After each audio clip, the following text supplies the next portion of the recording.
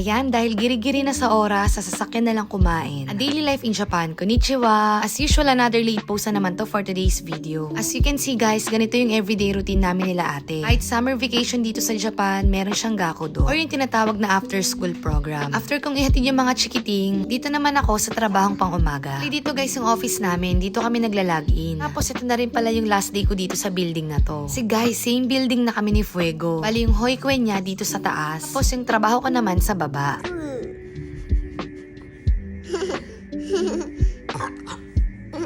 Excuse me po.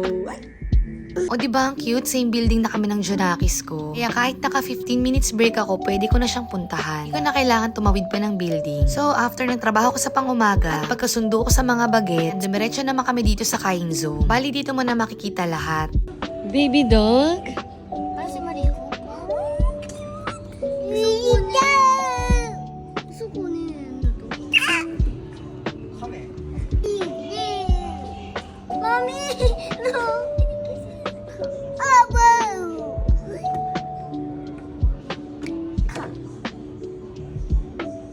So ayan, bumili lang naman ako ng mga konting kagamitin sa shop. Tapos nakapag-sightseeing na rin yung mga Junakis ko. Sayang nga lang kasi hindi kami makabili ng pet. Gusto nila ng dog kaso bawal naman sa tinitirahan namin. Kaya ayan, hanggang tingin-tingin na lang muna sila. Tapos bago kami tuluyang umuwi, kumaan muna kami dito sa Cafe Brico. Isa to sa mga paborito naming muffin. Si ate na nga rin yung pinag-order ko. Para kahit habang maliit pa siya, marunong na siya mag-order. Kamusta naman tong Junakis ko, pinapakain pa yung T-Rex niya. Kahit saan talaga kami magpunta, lagi niya kasama yung T-Rex niya. Tapos after niya, bumili lang kami ng mga halaman.